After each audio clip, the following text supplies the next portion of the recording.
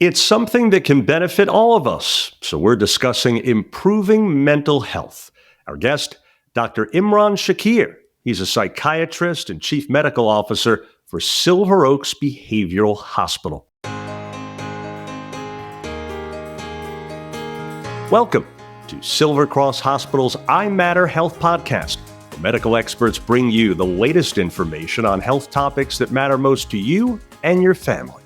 Thanks for joining us. I'm Joey Waller. Hi there, Dr. Shakir. Thanks for being with us. Hi, thanks so much for having me. Great to have you aboard. So first, do mental health struggles affect pretty much everyone? And I know this covers an awful lot of ground, but if so, generally speaking, how so? Yeah, I think it's something that touches everybody at some point in their lives. We're all very, generally productive creatures. We put a lot on ourselves, expectations. We have a lot of responsibilities. And as we go through our day, oftentimes our mental health is something that routinely affects our function and our well-being. So what are the most common mental health issues people suffer from these days? So, there's a difference between a mental health struggle and then what you might consider, something more of a clinical concern. I think for the vast majority of Americans, anxiety is something that I think we all struggle with. Now, the difference between clinical anxiety and normal anxiety, it's a lot to do with our function and how our anxieties are affecting our function. However, I can't imagine there's anyone that can say, hey, I don't have anxiety or I've never experienced that. So I would imagine that the vast majority of us are dealing with this in a healthy way, oftentimes what's going on is we're not even conscious of it. We're not even paying attention to what's going on inside of us, which has its own issues associated with it. And oftentimes, am I right, anxiety goes hand in hand with depression, which on the surface might seem like a pair of things that wouldn't go together, kind of like jumbo shrimp, right? But they do go together. Yeah, absolutely. Research is actually starting to paint anxiety and depression as illnesses on two ends of the same spectrum. Some of the things supporting that is, the comorbidity is probably 85%, meaning that if you present with anxiety, 80% of those individuals also have comorbid depression. And if you also go further than that, if you look at the approach to the management of anxiety and depression, it's very similar. A lot of the drugs that we use to manage anxiety are the same ones we used in the management of depression. Same goes for therapy. Interesting. So that being said, doctor, when would you say someone should seek help when struggling with their mental health? What's the line? So the line is function. And then that is typically the line between a disorder and not a disorder, meaning normal anxiety, right? We want to feel anxious. It's protective. If I'm anxious about a test I have to take tomorrow, it's probably going to motivate me to study. If I see a bear in the forest, it's going to make me anxious. I'm going to try to run and protect myself. However, just like anything else in our body, just like our pancreas can stop working correctly, our lungs can stop working correctly, our kidneys can stop working correctly, so can the centers in our brain responsible for regulating anxiety. And so typically the line is it starting to affect your function? So an example I routinely give to my patients is, hey, I know you're anxious, but is your anxiety the reason that you're taking off from work regularly? Is that why you're in trouble at work? Or the child who's refusing to go to school? Hey, is it your anxiety that's really getting in the way of you being able to attend school and not be truant? With depression, function, and perhaps not as perhaps it may not affect you as much from a professional standpoint, but certainly in your family or your social your social functioning. Hey, are you isolating? Are you not seeking social interaction? Are the things that you used to love now seeming like a waste of time? And typically, again, we're not even conscious about these things. It's kind of an insidious onset. It's small changes over a long period of time. So the patient or the person themselves may not even be aware of it, but those around them notice these changes. And speaking, doctor, of our functionality being affected, just how is mental health connected to our physical health? I think I'd have a harder time arguing how they're not connected rather than connected, and again, you look at the research, right? So, gosh, well, what's an easy way I can improve my mental health right now? Exercise. That's a physical activity, right? But when you look at what's happening when we're exercising, the very same endorphins and neurochemicals that we're trying to affect with therapy and medications are being released naturally when individuals are engaging in exercise in a regular manner. So, I mean, it's not that. So I would say that alone is good evidence that our physical health is directly connected to our mental health. Going further than that, there's a lot of research now connecting, this so-called gut-brain connection, things that we hadn't even considered in the past. Looking at flora and how many of the kinds of organisms that we have in our gut, and comparing how populations and saying, well, this particular gut microbe is less than normal in people who have anxiety, and people with depression present with higher levels of, in general, of another microbe. And then that ties into our diet, right? And healthy eating, taking good care of your dietary health is also scientifically proven to affect our mental health. So we see these signs and symptoms everywhere, that they're clearly very connected things in a very biological way. And continuing on that path, you mentioned diet, exercise. So how big a factor in mental health is getting enough sleep? Yeah, gosh, sleep is so very important. One of the most common presenting symptoms is changes in sleep, changes in appetite, biological functions getting affected by mental illness. And once you start to really focus in on sleep and try to get that better, it should be probably the top 3 priorities for someone who's really starting to get into treatment is regulating sleep. It starts to pay dividends. Imagine, I know when I don't sleep well, the next day is just that much harder for me. I'm perhaps more on edge. Thoughts come slower to me. Words come slower to me. Now, add on, clinical depression or a generalized anxiety disorder, which is already affecting your function. It's certainly additive and probably in an exponential kind of way, meaning it's not that the fact that you're not sleeping well multiplies, not adds, but multiplies your difficulty in function. So taking care of your sleep, making sure you're sleeping what's a normal amount for you or a healthy amount for you is just so very important. It's not something that can even be overlooked.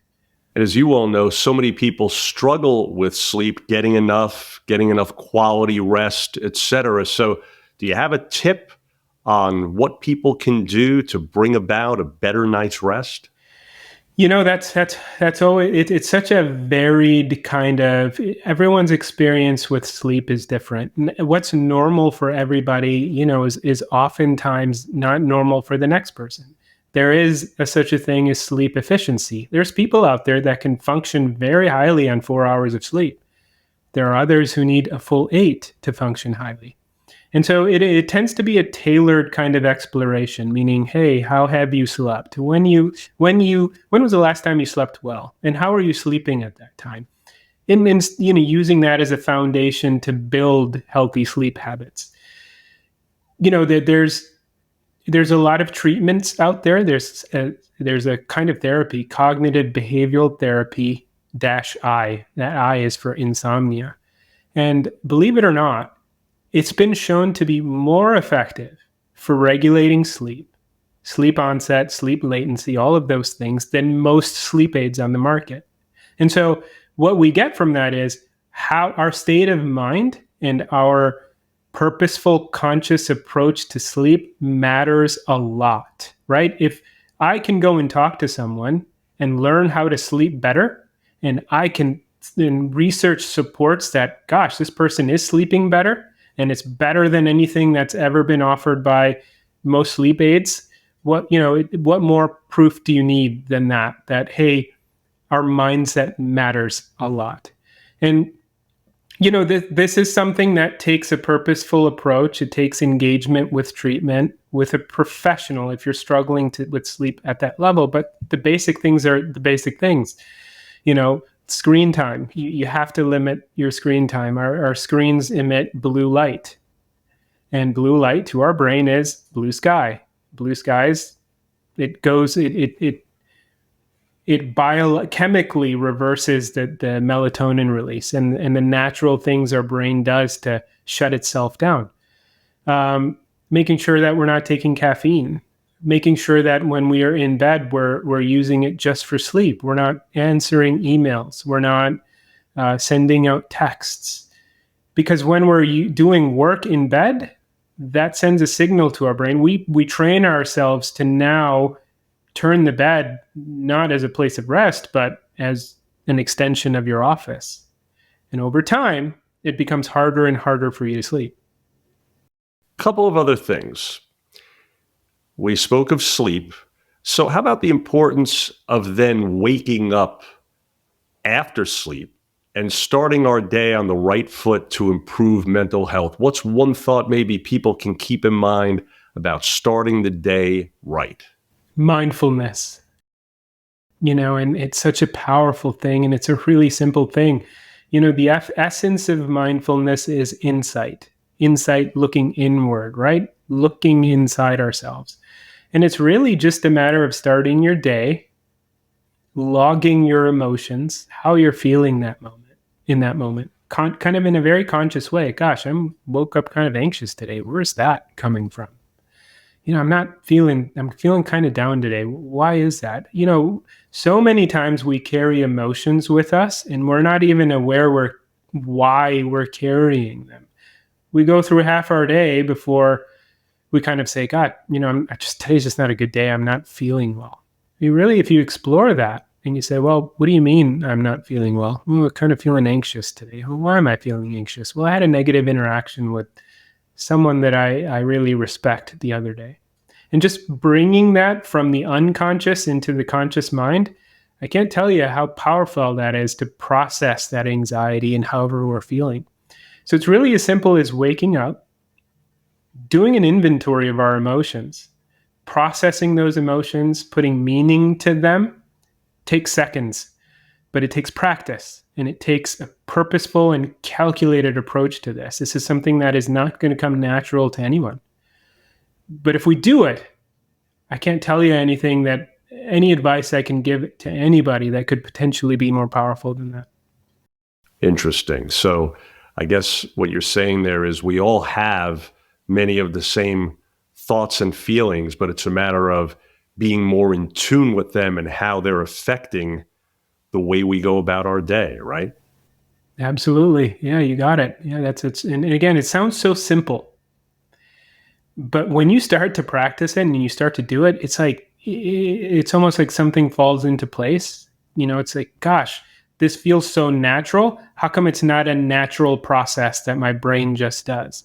Again, it requires practice. It requires a concerted effort to do this. But again, when you do it, it'll help you not only in the morning, but goodness, in the rest of your day. And certainly, it'll start to pay dividends in your relationships and your productivity and on and on and on. Absolutely. So in summary, doctor, as you know, mental health awareness in recent years is getting much more public attention on TV and radio, social media for sure. How beneficial is that to you and yours and to the community at large to have this be something that's more on the forefront of people's minds and have it maybe create less of a stigma as well. Yeah, and I think that's exactly what I would say is that's what I appreciate most about this awareness is breaking down these walls, and primarily stigma. I have this conversation all the time with my patients. We always give ourselves permission to be sick when it's a physical thing. We don't blame ourselves when we break our leg. We don't say, God, I should be able to think my broken leg away and walk.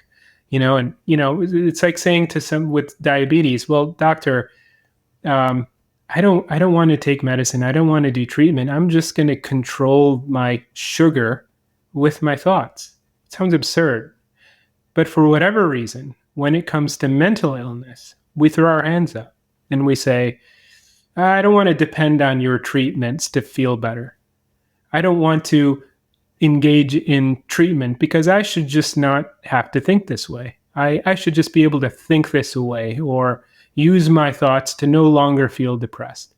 These are all chemical illnesses. This is biology. This is neurochemistry. It's just affecting different parts of our brain. Now, breaking those walls down and reducing that stigma will hopefully turn into engagement, right?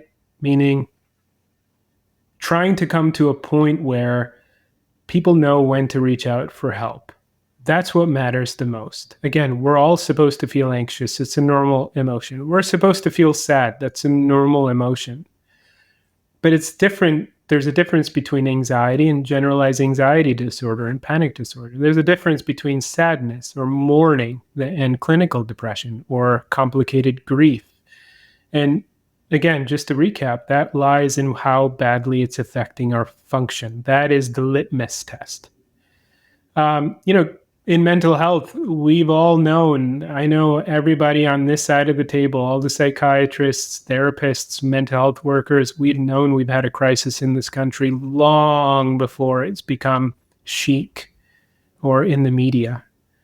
And so it's nice to see that mental health is kind of being elevated and it's taken more seriously. And it's becoming kind of the belle of the ball because, goodness, if we compare the cost of mental illness to physical illness, oftentimes we find mental illness is costing our country a lot more than physical illness is. And so at the end of the day, what that says is a vast majority of our population is dealing with these things, struggling with illness, however, not engaging with treatment, not taking that next step to get better. Absolutely. And folks, we trust you're now more familiar with improving mental health. Valuable information indeed. Dr. Imran Shakir, thanks so much again. My pleasure. Same here. And for more information, please visit silvercross.org/mental health. Again, silvercross.org/mental health. Now, if you found this podcast helpful, please do share it on your social media. I'm Joey Waller. And thanks again for being part of Silver Cross Hospital's iMatter Health Podcast.